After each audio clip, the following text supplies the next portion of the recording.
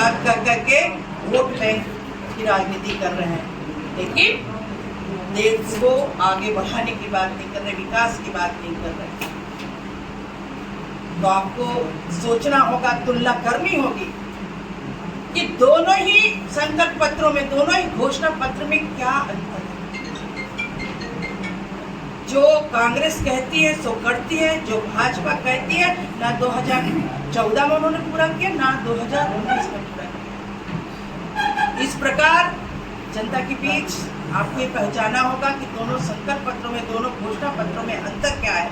और निवेदन है कि ये बातें जनता तक पहुंचाए और दोनों को कंपैरिजन में आप बातें रखें, ताकि जनता भी जाने कौन क्या कहता है।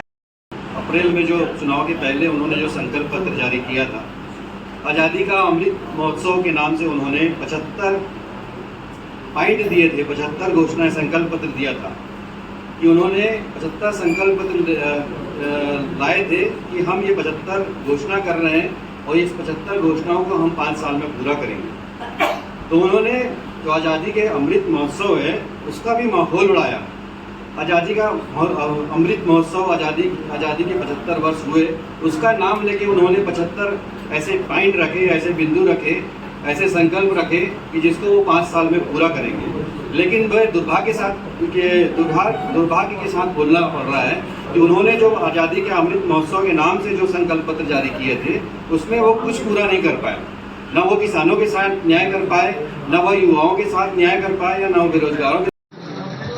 आज जो है प्रेस वार्ता, भारतीय जनता पार्टी का जो मैनिफेस्टो उन्होंने जारी किया है वो आम जनता की नज़र में, हमारी नज़र में, कांग्रेस पार्टी की नज़र में एक झूठ का पुलिंदा है और केवल जुमलेबाजी है। ये इसलिए कह रहा हूँ कि 2019 में उन्होंने जो घोषणा पत्र, संकल्प पत्र जारी किया था, 75 आज़ादी के अमृत महोत्सव में उन्होंने उसको देखते हुए उन्होंने 75 संकल्प पत्र जारी किया था। उसमें उन्होंने कोई भी काम जो हो जनहित से जुड़े हुए हैं उन कामों को उन्होंने नज़रअंदाज किया 5 साल में, और उन कामों को उन्होंने बिल्कुल नहीं किया। जैसे उन्होंने कहा था कि 2022 में हम किसानों की आय को दुगना करेंगे, किसानों की आय की आज भी किसानों की आय दुगनी है। मैं 2014 में नहीं जाना चाहता जिसमें उन्होंने कहा था कि हम 100 स्मार्ट सिटी बनाएंगे, आज तक नहीं बने हैं। उन्होंने कहा था कि हम देश से काला धन वापस लाएंगे, आज तक नहीं आए हैं। उन्होंने कहा था हर के खाते में 15 लाख रुपए जाएंगे, आज तक नहीं हुए। ऐसे जुमलेबाजी, अनेक जुमलेबाजी है,